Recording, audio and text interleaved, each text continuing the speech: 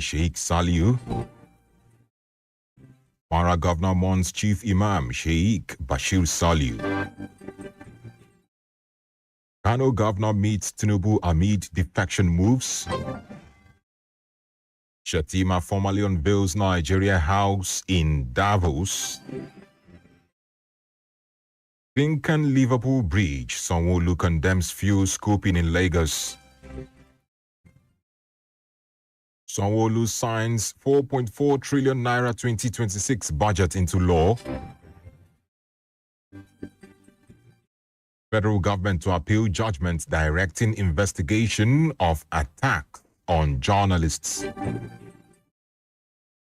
Federal government opens portal for common entrance application into federal technical colleges. Obasanjo holds closed-door meeting with Babangida in Mina. PDP, SDP missing as INEC unveils final list for Ekiti-Guba election. And lastly, on the local scene, federal government rearraigns Showore on 2-count amended charge. Moving on to the foreign scene, 13 school children killed in South Africa minibus collision. High-speed train collision in Spain kills 39, injures dozens. Clash among rebel groups in Colombia leaves nearly 30 dead. Blast at Chinese restaurant in Kabul kills 7. And moving into the world of sports, Nigeria climbs 12 places to 26th in latest FIFA ranking. Lastly, this morning, Super Eagles, Chile in contract talks with NFF amid offers from African nations. And there you have it. Those are the major headlines making the rounds this morning. It was compiled and edited by Abiodun Akinwumi. My name is NEDIU OKORIE. For sponsorship or advert placement, kindly contact our sales and marketing office on 0912-929-4332. You can also call 090-7722-7120. Up next is the Diamond Breakfast Show, where we discuss and have an in-depth analysis on some of the topical stories. Don't forget that you can also follow us by logging on to any of our platforms online, especially on www.diamondfm.net, or keep up to date via all our social media pages. I'll be right back. The major talking points in Nigeria are always on the lips of the citizens. What's going on in this country? Look at the smaller countries taking lead, and you call yourself giant of Africa. Yeah. Don't spoil my business too much. Nigeria is too hard for us. I mean, they want to kill us. Why not kill us for Nigeria? Please, help us beg them. They should reduce their expenditure so that they can free enough money for social development. I wish for a Nigeria where we elect a leader based on competency and not popularity. On the Diamond Breakfast Show, we place the spotlight on the critical issues in the country. Government that says they are broke can prioritize construction of an additional runway over education of the people. How can a government, how can you hold Indomine? I mean, it's intolerable. It's provocative. Now, you see, when you look at our democratic journey, we are yet to practice the new democratic system in Nigeria. Join us on Mondays to Friday on the DBS from 9 to 10 a.m. The Diamond Breakfast Show, amplifying the voice of the people.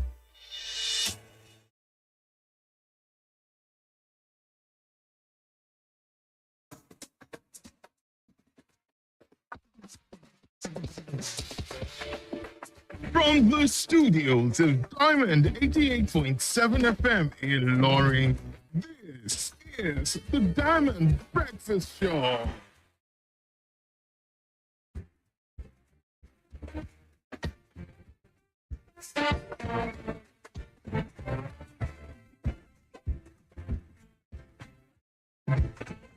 All right, a very wonderful morning to you, great people of Nigeria. Good morning, Ilorin. It's so good to be back here on Diamond 88.7 FM. How has your week been? How have you been? Well, it's so good to be back here, and I really appreciate everyone who has been asking after me. Well, I'm back and ready to take charge of, today's program. Well, welcome to Diamond Breakfast Show this morning. And this morning we have three important topics to discuss. First, we'll be looking at how the federal government is handling the issues of insecurity in the nation as a human rights activist, Deji Adeyanju, has raised concerns about how the federal government is handling banditry and terrorism in Nigeria.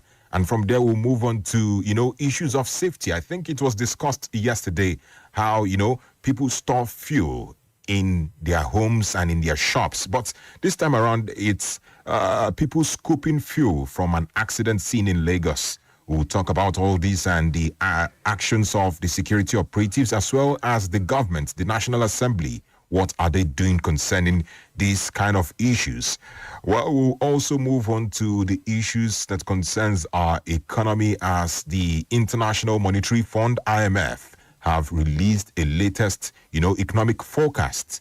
And they've also said that Nigeria has improved in terms of the economy. We'll also take a look at the performance in the non-oil sector as well as the oil output in Nigeria. And to discuss these issues this morning, I'm being joined by a public policy analyst, Mr. Temitayo Lawal. You're welcome this morning. Good morning, Edu. Good morning to all our listeners. Happy New Year. Yeah. It's great to be here again. This is the first time you and I are meeting. This year. This year, yes. You're welcome to the program this morning. Thank you for having me. All right, let's delve into what we have this morning. All right, let's take a look at the first topic. Deji Adeyanju, that's the human rights lawyer and activist and also the convener of a group known as Concerned Nigerians. He has strongly criticized the federal government's, continued negotiation, pardon, and alleged, appeasement of bandits and terrorists. And he gave a strong warning to the government that, all this approach poses serious threats to national security. And he described all this act as tantamount to, indirect financing of terrorism. Because to him, terrorists do not repent. And banditry is not, some sort of misunderstanding that can be resolved through dialogue. And he's saying that they should be, prosecuted. They should be prosecuted according to the law. According to him, he said that individuals involved in all this should be arrested, prosecuted, imprisoned, rather than being hosted by the government as seen from various reports. But let's discuss these issues from the national security perspective. What do you make of Deji Adeyanju's criticism regarding the federal government's, counter-terrorism moves? Because he made a comparison with Nnamdi Kanu, which we'll still come back to. But what do you make of these claims by Deji Adeyanju? Yeah, thank you once again, Nedu, for having me, and Happy New Year to all our listeners. I think he's spot on. I agree with some of the reasons he has adduced. Yeah. Every right-thinking Nigerian, with emphasis on right thinking, every right-thinking Nigerian who does not have their sense of reasoning and judgment be clouded by emotions, be clouded by religious affinity, be clouded by political affiliation. Every right-thinking Nigerian will look at the move of the government right from Buhari's time, late President Buhari's time. This move of reintegrating, rehabilitating, negotiating with criminal elements, terrorists for that matter. Sometimes it's oughting to see the government moving this way. Because what do you tell? Recently, we just did Armed Forces Remembrance Day. Yes. And there are people, men and women in their prime, who have paid the ultimate price, who lay down their lives so that you and I can sleep with our two eyes closed. And there are still so many who are still paying the price even as we speak. What do you tell their families? What do you tell their colleagues? I read an article from a retired soldier who described how he felt when he saw the families of his fallen colleagues abandoned by the Nigerian government through its agencies and officials. And he could see terrorists that they were prevented from mowing down. Terrorists who go into communities to kill people, to unalive people, for whatever reasons. No matter the reasons that I've always asked, these terror groups, from Boko Haram to ISWAP to ISIS to whatever they call themselves, what exactly is their grouse with the Nigerian state? That they will pick up arms and go into communities, defenseless, unarmed communities, sometimes in the night, and mow them down in their sleep. And then, for those that are apprehended, the government turns around to say, we will rehabilitate them. We will reform them. We will reintegrate them back into the society. And they are victims. The victims of their terrorist activities are left unattended to or poorly attended to. How can you have citizens of a country who are languishing in IDP camps in their own country, in their own states, and you have terrorists being rehabilitated, some being funded to go abroad, some being reabsorbed into the armed forces? That is why the war against insurgency will take a very long time. They call it a non-kinetic approach. According to the government, they said it is the non-kinetic approach. That sounds very nonsensical to me. It sounds very nonsensical to me. I hope I can use that word on radio. It sounds very nonsensical to me, and I'm saying this without any form of apology to anybody. Because I cannot stomach such double standards. It is double standards. And it is hypocrisy of the highest order. I've always maintained that the insecurity crisis in this country has the hand, directly and or indirectly, of the powers that be. Now, if you say this, that insecurity in Nigeria has, that people in power have hands in it. Directly or indirectly. Directly or indirectly. Do you think it is because of this claim that the federal government is trying to use the non-kinetic approach to ensure that, every peace is stabilized in our society? Do you think this is the reason why the government is taking this approach? There cannot be peace if there is no justice. There cannot be peace if there is no justice. If there is no law, there can be no transgression. There can be no sin. Now we have laws. So if you run foul of the law, if you do the crime, you do the time. That's an age-long maxim. Now, one important point Adeyanju raised was the issue of Nnamdi Kanu, where he said that Nnamdi Kanu has never or directly attempted to kill or maim. He just spoke words against the government, and he has been prosecuted, arrested, but he compared these insurgents to Nnamdi Kanu. What do you have to say about that? I don't agree totally with him. That's a false equivalence, in my own opinion, because Nnamdi Kanu is a person of influence. Okay. He has, to a certain extent, a certain level of influence over people. And every leadership position comes with a sense of responsibility. Okay. You must never do away, because for every leadership position, there are two legs that a human stands on. Okay. There is the leg of the power, and then there's a leg of the responsibility that goes with that power. So if you have affluence, if you have influence, if you have power, there is a corresponding level of responsibility that needs to go with it. If not, we will be living in a world of chaos. Nnamdi Kanu incited people against the state. He is guilty of that. Indirectly. Yes, indirectly. So he is responsible for those words that he uttered. Now, that is on the one part. And the state has, through the courts, whether the way he came into the country was justified or not, that is another matter for lawyers to argue. I'm not a lawyer. Okay. But I know, because he's a person of influence, he is responsible for those atrocities indirectly, if you say. However, he does not absolve the federal government of the hypocrisy, sheer hypocrisy, with the way with which they have handled insecurity.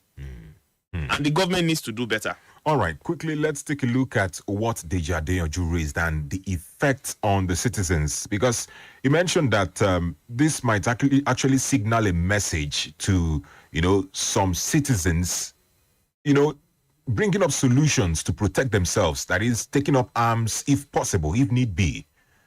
Yes. What do you make of that? Do you think... See, the Yorubas will say, what that means is, the start of a quarrel. You don't know where, you don't know where it is headed. Now, we're in a situation where, over time, government has been very irresponsible at all levels. We've had to deal with irresponsibility of government at all levels. And it is creeping and it is threatening to swallow up our security, which is the number one duty of government. Remember, this was how we treated the issue of education with levity. So much so that our education has tanked, as it were. When we are still recycling pre-21st century curriculum in our various schools. What my lecturers got as undergraduates was the same thing they regurgitated to me more than 25 years ago. And it's almost the same thing that I have a son in the university now too. So can you imagine? And we are still treating the same curriculum. That is on the one part. The government needs to sit up. This hypocrisy has got to end. The message they are passing to the people is that crime pays. What the message they are passing to people is that crime pays. If you take up arms against the government, that is what I can read from their message, from their actions and inactions, is that if you take up arms against the government, they will negotiate with you. But if you protest, if you protest for your rights, if you protest against government policies or actions that you feel is not in your best interest, you will be shot at. You will be reprimanded. You will be arrested. Listeners at home, you've heard our guest, Mr. Temitayo Lawal. But the big question this morning is very simple. Should the government negotiate with those insurgents, or should justice come first? The number to call is 0913-655-6952. You can also start sending your message via WhatsApp on 0913-655-6864. We have to take a breather right now. When we come back, we'll start taking your messages. I'll be right back. Better be iron and care. Be good for your body. Yeah. Are you not aware? Qualify for the day for yeah. I'm your daily friend. For your blood, be 10 over 10. Oh, yeah. Feel your bed. Join you head on fast be tested. Blood builder for everybody. Healthy body for everybody. Kerubina, product of Feeds in Healthcare. Follow us on social media, Facebook, Twitter, and Instagram at Diamond 87 FM. Diamond FM, shining supreme.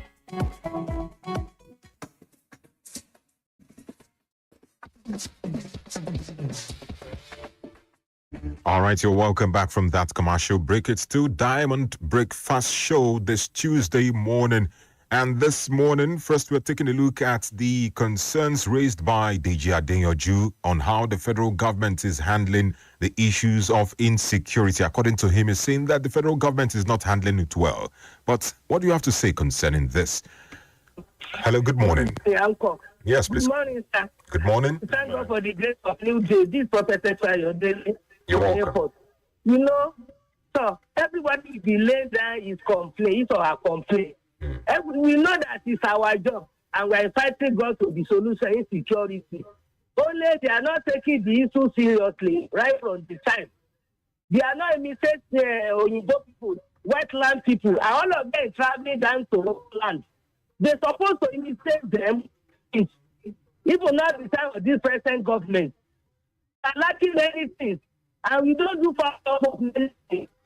The security is white now. Right. But we are still praying. God will help us. Right. Well done. Thank you so much, Prophetess Ayodele, for your contribution. Keep it coming. Our WhatsApp line is open 0913-655-6864. That's the number to send your WhatsApp message.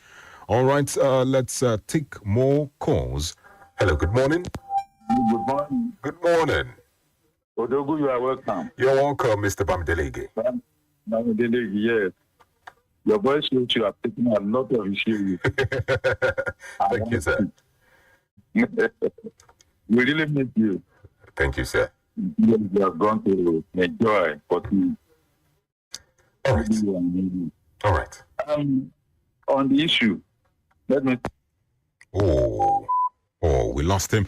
All right, kindly call us back, Mr. Bamidele. All right, we've got a couple of messages right here. This one says, if government reintegrates a criminal that hurts me or my family into the society, they should just know that I will send the criminal back to them. Oh my God. Okay. I don't care what will happen. What kind of integration is that? Terrorists should be sent back to their creator. All right. We understand you, Taye Taiwo. Thank you for that message. Hello. Good morning. Hello, good morning. Good morning. I called it to... What's your name, please? What's your name and where are you calling from? This is Emmanuel calling from Niger State. You're welcome, Emmanuel. Yeah, what government is doing is absolutely nonsense, according to your man there. They are bargaining. You don't need to bargain with all these people because of the atrocities they are committed. You understand? These people are sworn an oath. So how do you bring them out of that thing? They dance blood.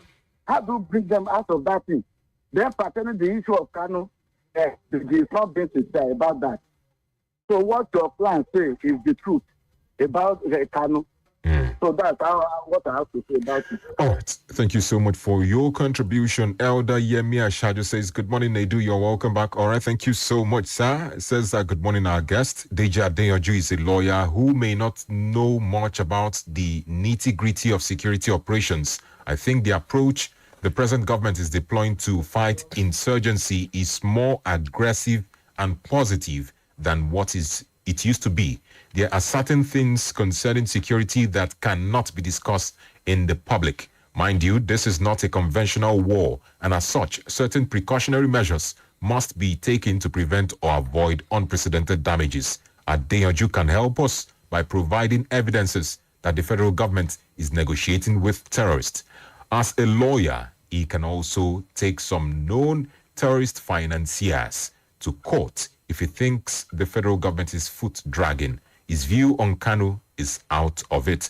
Thank you so much, Elder Yemi Ashaju, for your contribution. Well, hello, good morning. Hello, good morning. Good morning. What's your name, please? I'm Alaji Tayo calling. Alaji Tayo, you're welcome. Even though there's no any sincere evidence now that the government is negotiating with bandits, but we have seen signs in the past. Look at the case of Katsina. Look at the case of Madugu. There was a time some people came out and were clamoring that bandits should be given amnesty and should be integrated. They were even integrated back into the society. And many of them were even taken to their forces. And you see, there's this saying that a leopard will never kill his spot. How can you integrate somebody who has sold people to widower, to urban? They are now saying they are bringing them back into society. How will somebody feel if you see somebody that killed his father or his mother back to the same society? You see, to me, anybody who is calling for amnesty for bandits are also sponsoring bandits. I'm sorry to say this on here. And we have seen cases, people who have been linked, big men who have been linked to the bandits' activity. Nothing has happened to them. So what are we talking about? We should not be hypocritical about it. And the issue of saying that security is a matter of professionalism, it is quite true. But there are certain things that we have to say out. This one we are fighting is asymmetric. You don't really know your enemies. But if God gives us the where with that to really bring them down, why be now to integrate them back to the society? To me, I would not support the idea. It should be an eye for an eye. If the bandit is caught, if an insurgent is caught, it should be made to face the full weight of the law. That is send a signal to who be bandit that they thought business as usual. That's why I keep behind the now chief of Minister of Defense, Christopher Musa, that how can anybody say you want to negotiate with bandits? With criminals, it is not done. Not get actors. And they are holding the country by the jugular. You say you want to negotiate with them. We are not going to negotiate. Let it be eye for an eye. Thank you. God bless them. Thank you so much for your contribution, Alaji Tayo Lowo. Kolade Ayinde from Amsterdam says criminality has become a thriving enterprise because it is allowed to flourish. But let's wrap this topic up before we move on to the next topic. What is the way forward concerning insecurity in Nigeria? I know we've said it, but I think it needs to be reiterated. For emphasis sake. Yeah. One, government has to come clean. There should be sincerity of purpose. Okay. There's a quote that I've read before, rightly or wrongly, I don't know, attributed to Vladimir Putin, who says he has no business negotiating with terrorists. His job is to send them to their maker. It is left for the terrorists and their maker to make up. As for him, there is no place for terrorism in his country. The federal government should adopt that approach as well. Go all out, annihilate these people, send them to their maker so that we can have peace. There can be no peace without justice. There can be no peace without justice. All right, thank you so much, Mr. Lawal. All right, let's move on to a second conversation, which is regarding safety. Yes, yesterday, a fuel-laden tanker fell at the Liverpool Bridge in the Apapa Tinkan Island area of Lagos, and people were reportedly seen scooping fuel from the tanker. In fact, the images I saw, it was pouring down from the bridge, as if it was raining. And one important point some individuals mentioned is that it seems that Nigerians have this mentality of, get it quick, no matter how much I have. This one is quick money and all that. And if one person does something like a sample survey in that location, I'm very sure you will find enlightened people among them. You'll find graduates among them. I'm just saying, but this is like the nature of most Nigerians. And the federal government, through the Lagos State Emergency Management Agency and the Director General of the National Orientation Agency, has also released strong warning to the people who engage in this kind of act to desist from it, because there are a lot of implications. And this is not the first time this kind of occurrence is happening in fact, not just in Nigeria, all over the world. It has happened, and we've seen where it happened in some parts of the world where people, in fact, they were far away from the place, yet it still caught up with them. But in Nigeria, the case is somehow different. We want to take the opportunity. But what do you have to say about this? When I saw that video yesterday, it messed my thinking up for a while. At least I couldn't recover properly for about 2 hours plus. I couldn't think straight because I was like, why are people like this? Why is your life so inconsequential to you? Because life is irreplaceable. Even body parts are irreplaceable. Exactly. Not to talk of life itself. The life that you cannot create, it's appalling. I like the statement of government, but I want them to follow it up with action. And this, because we've been talking about problems, let's even prefer solutions. First and foremost, that truck had no business on that bridge. That truck had no business on that bridge. There should have been an alternative route. That's on the one hand. Two, when that accident happened, there are LASMA officials within that vicinity. Okay. So what's the response time to crisis? We need to work on that as well. Lagos State is trying, but they can do far, far better. And then the rescue activities should also be better coordinated in such a way that once it happens, that area should be condoned off so that public cannot get access to it. That is on the one hand for the government. Now for our people, maybe we need some flogging, because in my short time on earth, I can count minimum 2 or 3 of such incidents that has resulted in mass fatality. There is one that still lingers in my memory, Okoba in Agege, back in the day. That was even a pipeline that got busted, and people were scooping petroleum products. And once that fire lit, that fire ran for miles on end. Even innocent people in their own homes who did not come out were raised.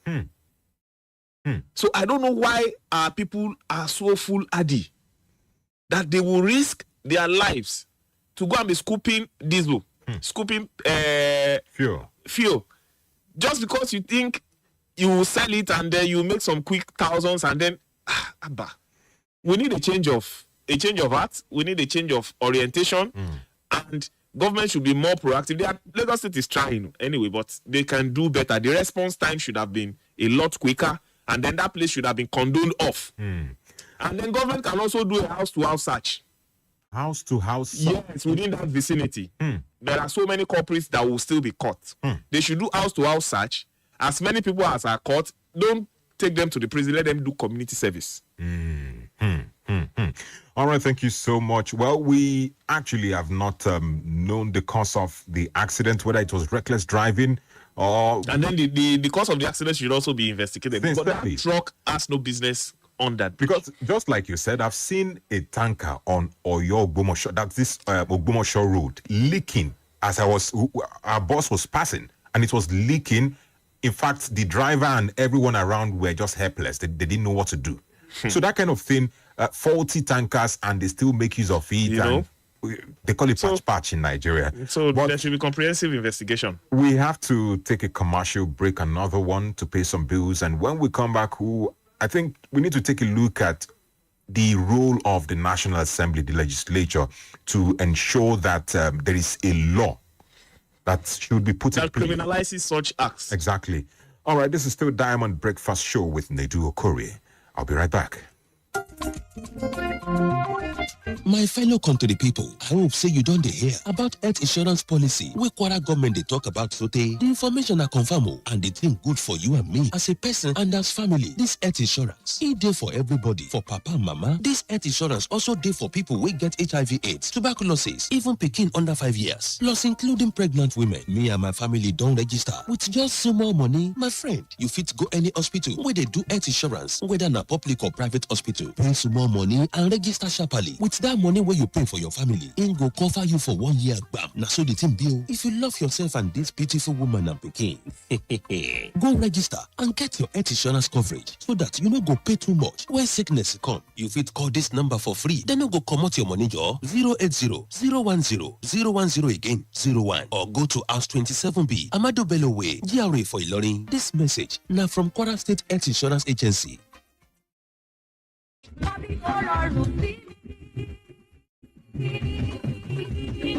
ọ̀rọ̀ dùn ràwọ̀ lókè òṣùpá ṣomi lójú rètérètè nígbà tí a rántí ìwà rere àti ìjẹ́ ọmọlúàbí olóògbé Bùnmi Akínàánú omi tí ojú mi níṣe lomi bọ́ kòròkòrò lójú wa. ìdí rèé tí àwọn ọ̀rẹ́ àti olólùfẹ́ Bùnmi Akínàánú omi tí ojú mi nílùú Ìlọrin ṣe pàmòpọ̀ láti fi ẹ̀yẹ ìkẹyè fún ẹni tiwa Bùnmi Akínàánú omi tí ojú mi ní ọjọ́ Tuesday January 20, 2026. gbogbo ètò máa bẹ̀rẹ̀ ní dédé aago 4 ìrọ̀lẹ́ ní Equator Hall Challenge Artist Night ó bẹ̀rẹ̀ láago 4 ìrọ̀lẹ́. bẹ́ẹ̀ ni Candle Night máa wáyé ní dédé aago 7 àṣálẹ́ ọjọ́ ọ̀hún kan náà. àwọn olórin ẹ̀mí jàǹkànjàǹkàn la máa jọ péjú pésẹ̀ síbẹ̀ bíi Apostle Elijah Akíntúndé Ọlọ́run ò sọ bẹ́ẹ̀, Adégbòdù Twins àti àwọn olórin ẹ̀mí jàǹkànjàǹkàn nílùú Ìlọrin. a rọ gbogbo èèyàn láti túyáyá kájọ ṣe ẹ̀yẹ ìkẹyìn fún onínúure Bùnmi Akínàánú omijé ojú mi tó dolóògbé. ní Èdùmàrè bá wa tẹ́ ẹ sí afẹ́fẹ́ rere. àmín. Tune in to Brilliant, Diamond 88.7 FM.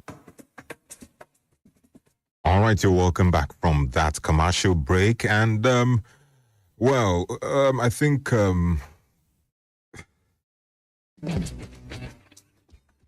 right, let's take reactions from our listeners at home before we continue with this particular topic. 0913-655-6952. Hello, good morning. Nedu? Hello, good morning. You come back with your golden voice. You're welcome. You're welcome, Mr. Today. I find you didn't tell me. I'm back now. God bless you. Thank you. For God's sake, pardon me. I will come back for this problem of this Boko Haram people. Forgive me. I want to talk about that one. Go ahead. Even the child in the womb knows the people that brought this Boko Haram to Nigeria. They are the same people now protecting them, supporting them. For God's sake, this nation, very dangerous. It's a calamity. Two for two, and eye for an eye. There's nobody forgiving, They should be fighting at all. Because the children yet born will never forgive us. If we should do so, they should be killed. All right.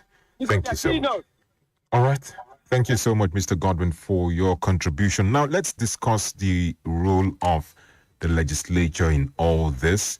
What kind of law can be passed? Because this act needs to be criminalized.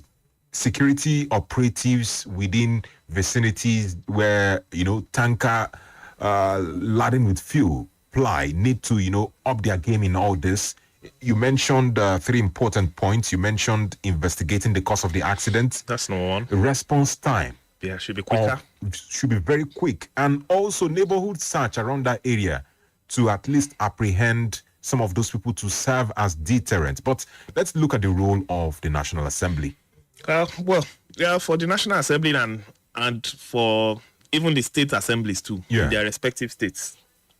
One of their key functions is legislation that is making laws. Mm-hmm. They should enact a bill. Maybe this is a call up to my constituency, the civil society organizations, to also sponsor a bill in the state houses of assembly and then the National Assembly that will criminalize this behavior. If you are found plundering, pillaging, scooping, every other adjective that I can use, vandalizing and stealing, taking advantage of an accident to scoop, to pillage, to pilfer, to steal what is not rightfully yours, then you have committed an offense, and a criminal offense for that matter. And then after criminalizing it, there should be proper punishment, not fine. Because people will be able to come up with the fines, even if you put it at 1,500,000. No, you will do community service. These are vulnerable Nigerians that are scooping fuel. Yes. You feel they should do community service. You feel they can be able to pay 1 million naira as fine? Oh, well, some will be able to. It's not everybody that is doing this thing that is abjectly poor. There are some that are, reasonably well to do, but they have rich family members. Yeah, that innate tendency to take anything free, take advantage of the situation to perpetuate crime. Free fuel. To perpetuate crime because it is criminal. That is somebody's goods who is expecting a return on the investment he or she has made. So they should criminalize it, enact a law that criminalizes such acts, and then be very strict with it. All right, the phone line is still open. 09136556952. That's the number to call. And taking some messages, Elder Yemi Ashaju says, there is no Nigerian of age who does not know the danger inherent in scooping fuel from a falling tanker. However, in Nigeria, we are what we are. The act is stupid and irresponsible. Those caught scooping fuel should be arrested and charged to court for attempted suicide. I know some people will link this act to poverty or blame it on government. Is fuel scooping that can lead to loss of lives, and the best way to fight poverty. Mental tests should be carried out on tanker drivers to ascertain their suitability. All right, thank you so much, Elder Yemi Ashaju, for that insightful contribution. Hello, good morning. Thank you, sir. I come back to you. All right. Concern this fuel. Yeah. It's very dangerous. We have been saying this in government. They should suppose that now the laws is all these days. You get me now? He's stealing other properties. Now I'm calling on government. They should go back to all these days. We are trained. They used to carry our fuel railway. They should go back to it. Because I was there by that time. By that time, no village every now and then. Government, go back to railway. All right.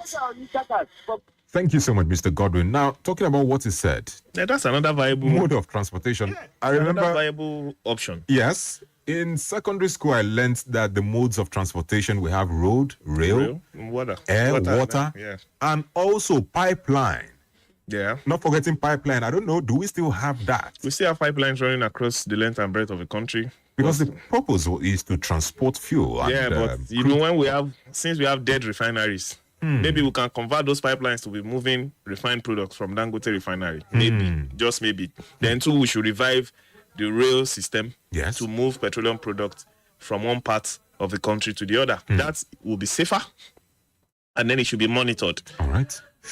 All right. Hello, good morning. Good morning. What's your name, please? Additional from Offa. Please go ahead. Yeah, talking about that horse copy.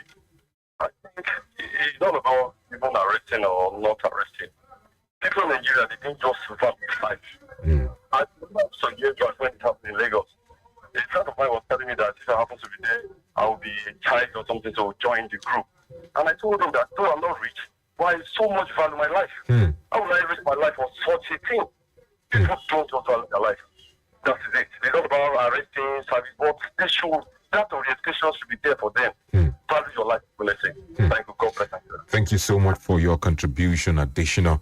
All right, keep it coming. This message, wow, too long. Nedu, welcome back. Thank you so much. I greet you, Engineer Gamble from Tanker. It is in the Bible, Quran, and even traditional that anyone that kills human being should be killed too. It has been on open social networks how former governors in the Northeast and North Central negotiated with terrorists, and even some months ago, kidnapped victims were released and no clear evidence how they were freed. Kudos to the Nigerian Army, Air Force, and other security agencies risking their lives. All right. Mohammed says, we see the judgment given to Nnamdi Kanu and those given to other terrorists who have done worse. It's very hypocritical. Every terrorist and bandit caught should either be unalived or sentenced to life in prison, just like Kanu. He says, my dad was killed by terrorists, back in 2017, and a few years after. They reintegrated those same terrorists into the society and military, and some even sponsored abroad, all right?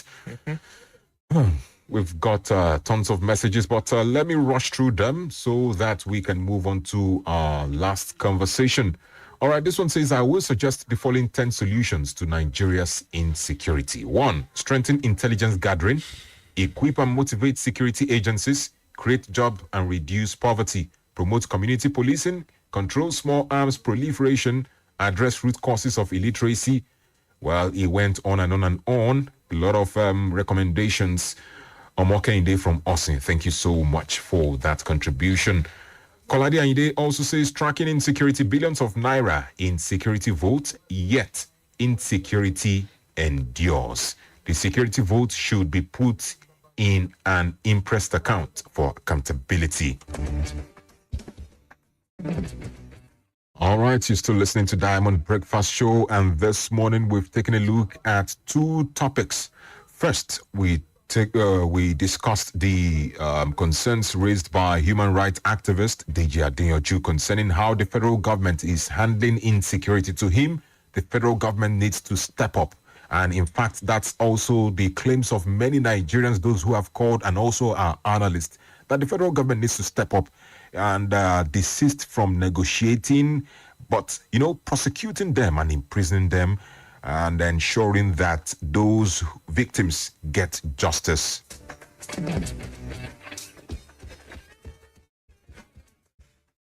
All right, our time is fast spent. Let's quickly move on to our final conversation. Let's take a look at the state of Nigeria's economy.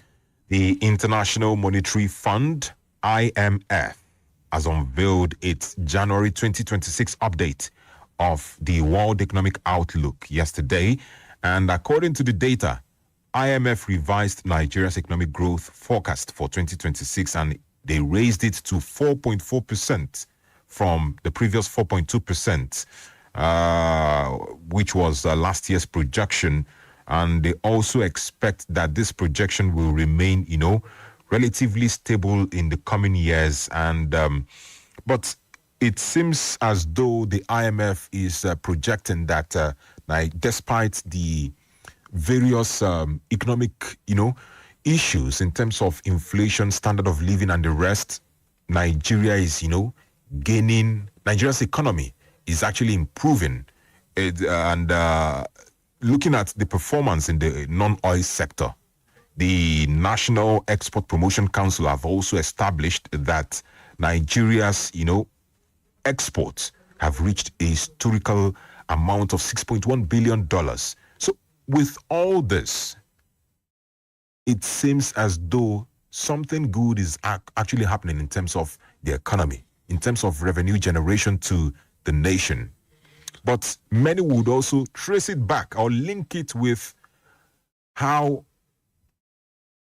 it is being utilized in terms of improving, importantly, security. But I want you to, what do you make of this, projection by IMF? Well, it's good news.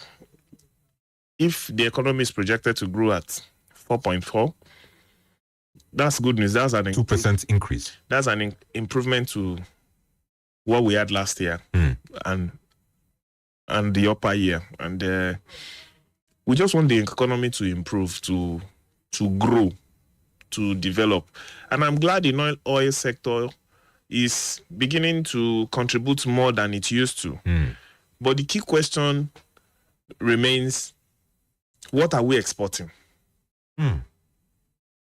Because what must be done, the way I was raised, or I was taught, I'm a student of late Taisholari. Yeah. Some of the quotable quotes we used to quote back then in secondary school was, what must be done well and must be done with undivided attention. So, is government focusing on improving our manufacturing sector? What are we exporting? Are we just exporting raw materials, or we're exporting semi-finished goods or finished goods? These are pertinent questions that require answers. Yes, the forecast is good news. Okay. Inflation is easing. Now that there's some sort of normalcy in the oil and gas sector, such that the energy security outlook, especially from fuel, for the domestic consumption, looks to be stable. How do we consolidate on that? How do we build on that? That is by industrializing the country. Okay. How do we industrialize the country? We'll tackle the issue of redundancy in power generation and distribution. Redundancy because private companies are generating, government is transmitting, private companies are distributing. Government needs to take its hand off that transmission, because that is where we have the biggest energy loss. If we have stable power, then we can industrialize. If we industrialize, there will be more jobs, direct and indirect. Fine, we'll still be exporting, but now we'll be exporting finished products because we've added value to them. It will reduce pressure on the naira. The naira will appreciate, and everybody, it will be Merry Christmas for everybody. It's a good one, and I hope they can work on it. They can build on this, and we don't retrogress. Okay, now, so it's good news. Let's still talk about the non-oil sector. You asked the question, what exactly are we exporting? Now, from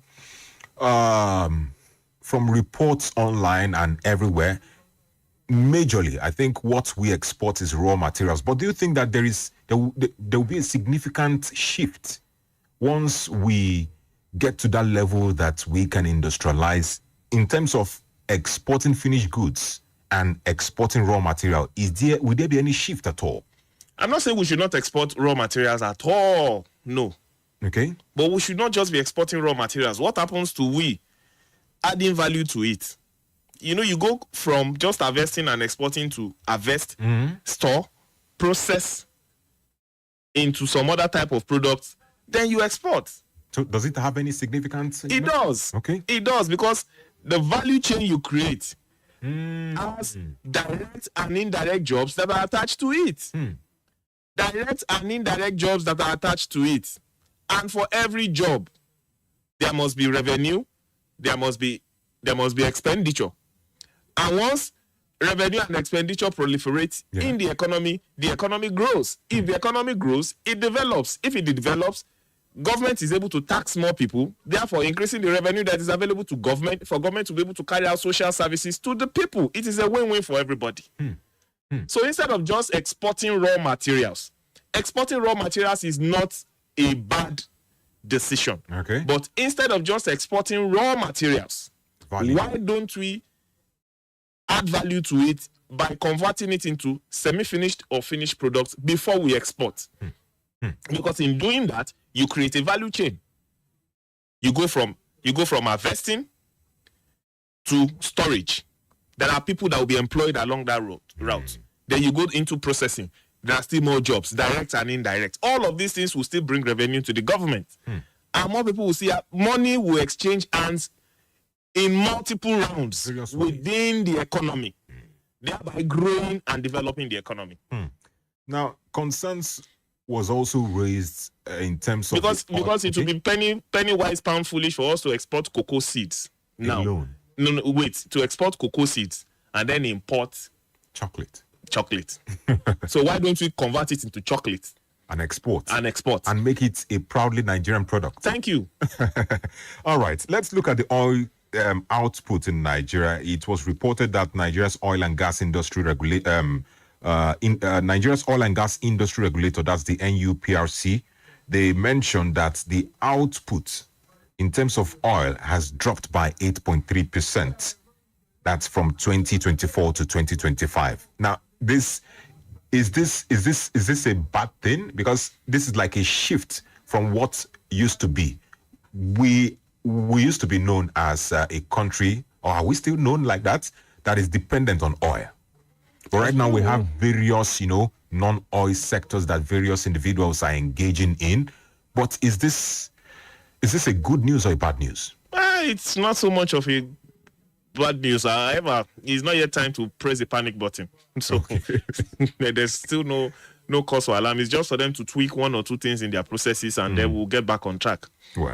Well, the Nigerian Upstream Petroleum Regulatory Commission did not actually state the reason why for this decline, but they indicated that it might be caused by low investment and production, because we just have one refinery in Nigeria. The biggest in the sub-region. In fact, in the world, I don't think there's a refinery that has both the main refinery and then the chemical processing plants all together. You understand? So it's a pride. It's the first in Africa. If I'm not too boastful. Okay. So it's something for us to be proud of. Proud of. Yeah. And I hope they can maximize the potential and make Nigeria a refining hub, at least for West Africa. Now, okay, to improve the production of oil, because it is a viable resource for Nigeria, to improve it, what can be done? Cut out leakages and wastages. Thankfully, I've not heard about this crude for credit. Okay. There's this term during Buhari's regime where we were making down payment, future loans. We're making using oil that is to be exploited as down payments, which is a very, very bad economic policy. I hope we don't go back to that. And so, if they can block the leakages, all right, then we will have more to produce. All right, let's take a couple of messages and calls, then we'll wrap it up this morning. Hello, good morning. Good morning, sir. Good morning. What's your name? This is Dr. Olare Okiki, exponent calling from OKORIE. You're welcome. Please go ahead. May God bless the presenter, the analyst abundantly. Thank you, man. I wanted to talk on the issue of government negotiations with the bandits. Okay. So according to my own view, it's not a welcome development. That is there. I want to support the comment of the DIJNU on this issue. So about this of tank accident, so government supposed to have 3 digital numbers to call a certain body that will solve this problem, and they're supposed to create a certain body so that will be in charge of this petrol tankers accident for protection. That was my own view this morning. Dr. Larry Okiki, exponent from OKORIE. Thank you so much for your contribution, Dr. Larry Okiki. All right, this message says, good morning, presenter and the able speaker. I love the way he speaks. All right. He spoke as a brave man to address the government and issues of Nnamdi Kanu. While will the responsible government negotiate with bandits, terrorist group? We all know that government, especially the governors, are negotiating. Okay. Abiodun from Ilorin, thank you so much for your contribution. Elder Yemi Ashajo says, I'm happy to hear that the economy is giving positive signals of recovery. To give this hope the needed catalyst of growth, we must give our agric and non-oil sectors revolution the serious attention they deserve. We must keep moving away from being a consumption economy and move into a production economy. good news it is. Eldayemi Ashadio, thank you so much for your contribution. Mr. Temitayo Lawal, give us your final take on the program. Happy New Year to every one of us. Let's make this year better than the last one. Yeah. Let's be more resolute. Let's perform our civic responsibilities, and that include paying our taxes and asking the right questions, holding our leaders accountable, and also be a good follower. Obey the law. Yes, obey the God law. bless the Federal Republic of Nigeria. Yes, it is beyond just criticizing the government. You as a follower need to, obey the law. And also issues like this, when, it seems as though the government and the people appear soft in terms of issues of insecurity. Citizens have no choice but to protect themselves, and we hope that we do not get to that level, especially the level where America is today. We don't want to get there at all. Well, this has been my time. It has been a wonderful time hanging out with you. Let's do this again. Nigeria is for everyone and for no one at all. My name is NEDIU OKORIE. Have a wonderful day. It's been a wonderful time.